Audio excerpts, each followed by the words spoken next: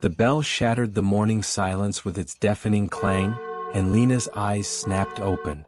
7 chimes. She dressed quickly, her hands moving in practiced rhythm. Outside, footsteps echoed in unison as shopkeepers unlocked doors, workers marched toward factories, and children ran to school. Everything in Evermere moved like clockwork because the iron spire clock commanded it. Lina stepped into the street, watching people rush past her, their faces blank, their movements automatic.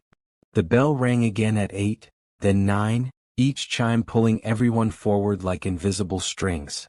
She had lived 17 years in this town, 17 years of bells dictating when to wake, when to eat, when to rest. But unlike everyone else, Lina had started to wonder, what if the bell stopped? The next morning, silence greeted her instead of the 7 o'clock chime. Lina sat up, listening. Nothing. She rushed to her window and saw the iron spire's hands pointing to 7, but no sound came. Below, people emerged from their homes, looking confused and lost. A baker stood frozen at his door, flour-dusted hands trembling. A woman clutched her child's hand, glancing repeatedly at the silent tower. "Why isn't it ringing?" a man shouted. "What time is it really?" another voice called out. Fear rippled through the crowd like a wave. People checked their pocket watches, argued about the correct time, and waited desperately for the bell to tell them what to do next. The entire town had stopped functioning. But Lina felt something different. She closed her eyes and listened to the silence. Birds sang from the elm trees. Wind whispered through leaves. A child's laughter drifted from somewhere down the street, unhurried and genuine. The world hadn't stopped, it had simply slowed down enough to be heard. She grabbed her shawl and walked through town. Everywhere, people clustered in anxious groups, voices rising in worry. But Lina noticed other things too. A mother holding her baby longer, swaying gently without checking the time.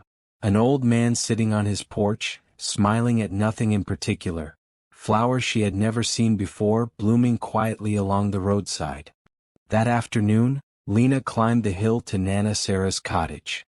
Her grandmother sat in her garden, tending roses as if nothing had changed. "Nana, the bell stopped," Lina said, sitting beside her. "I noticed," Nana Sarah replied, her weathered hands continuing their gentle work. "But the roses kept growing. Everyone's afraid. They don't know what to do without it." Nana Sarah set down her shears and turned to face Lina. "Tell me, child, why does silence frighten them?" Lina thought carefully. "Because they don't know when to move." "And you? Are you frightened?" "No," Lina admitted. "I feel calm. Like I can finally breathe." Nana Sarah smiled, her eyes crinkling with wisdom. "Noise tells us when to move, Lina. Silence lets us know why. The bell never controlled time. It only controlled people. Time existed before that clock, and it will exist long after." The words settled into Lina's heart like seeds finding soil. 3 days later, workers restored the iron spire clock.